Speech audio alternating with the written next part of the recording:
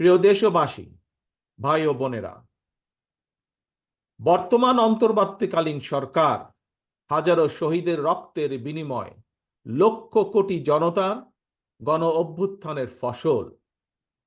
এই সরকারের কোনো কোনো কার্যক্রম সকলের কাছে হয়তো সাফল্য হিসাবে বিবেচিত নাও হতে পারে, কিন্তু এটি আমাদের প্রত্যেককে মনে রাখতে হবে, এই সরকারের ব্যর্থতা আমাদের সকলের ব্যর্থতা, বাংলাদেশের পক্ষের গণতান্ত্রিকামী জনগণের ব্যর্থতা। সুতরাং এই অন্তর্বর্তীকালীন সরকারকে কোনোভাবেই ব্যর্থ হতে দেওয়া যাবে না।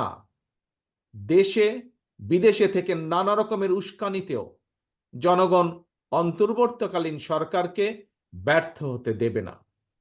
তবে অন্তর্বর্তীকালীন সরকার যাতে নিজেরাই নিজেদের ব্যর্থতার কারণ না হয়ে দাঁড়ায়, সে ব্যাপারে তাদেরকেও সতর্ক থাকতে হবে। বাংলাদেশ কিংবা যে কোনো দেশেই গণ অভ্যুত্থানের মাধ্যমে গঠিত সরকার অবশ্যই জনগণের সরকার। তাই জনগণ অন্তর্বর্তীকালীন সরকারের প্রতি সহযোগিতা অব্যাহত রেখেছে, রাখবে।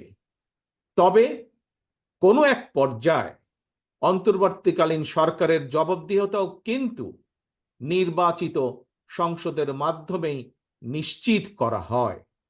সুতরাং জনগণের রাজনৈতিক ক্ষমতায়নের মাধ্যমে একটি নির্বাচিত সংসদ এবং সরকার প্রতিষ্ঠায় অন্তর্বর্তীকালীন সরকারের সকল সংস্কার কার্যক্রমের প্রথম এবং প্রধান টার্গেট হওয়া জরুরি। এজন্যই আমরা মনে করি, অগ্রাধিকার ভিত্তিতে জনগণের ভোটে নির্বাচিত প্রতিনিধিদের দ্বারা জবাবদিহিমূলক সরকার এবং সংসদ প্রতিষ্ঠার লক্ষ্যকে সামনে রেখেই সংস্কার কার্যক্রম এগিয়ে নেওয়া দরকার।